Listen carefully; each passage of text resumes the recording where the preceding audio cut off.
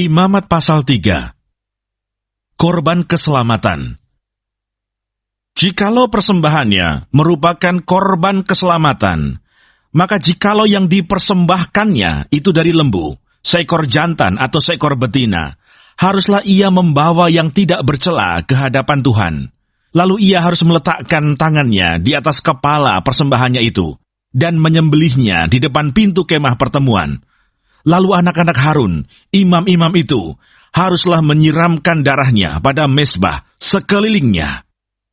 Kemudian dari korban keselamatan itu, ia harus mempersembahkan lemak yang menyelubungi isi perut, dan segala lemak yang melekat pada isi perut itu, sebagai korban api-apian bagi Tuhan. Dan lagi, kedua buah pinggang dan lemak yang melekat padanya, yang ada pada pinggang dan umbai hati, yang harus dipisahkannya beserta buah pinggang itu. Anak-anak Harun harus membakarnya di atas mezbah, yakni di atas korban bakaran yang sedang dibakar di atas api, sebagai korban api-apian yang baunya menyenangkan bagi Tuhan. Jikalau persembahannya untuk korban keselamatan bagi Tuhan adalah dari kambing domba, seekor jantan atau seekor betina, haruslah ia mempersembahkan yang tidak bercela. Jikalau ia mempersembahkan seekor domba sebagai persembahannya, ia harus membawanya ke hadapan Tuhan. Lalu ia harus meletakkan tangannya ke atas kepala persembahannya itu, dan menyembelihnya di depan kemah pertemuan. Lalu anak-anak Harun harus menyiramkan darahnya pada mezbah sekelilingnya. Kemudian dari korban keselamatan itu, ia harus mempersembahkan lemaknya sebagai korban api-apian bagi Tuhan, yakni segenap ekornya yang berlemak, yang harus dipotong dekat pada tulang belakang, dan lemak yang menyelubungi isi perut, dan segala lemak yang melekat pada isi perut itu.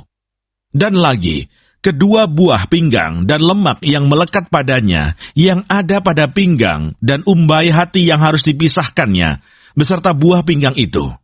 Imam harus membakarnya di atas mezbah sebagai santapan berupa korban api-apian bagi Tuhan.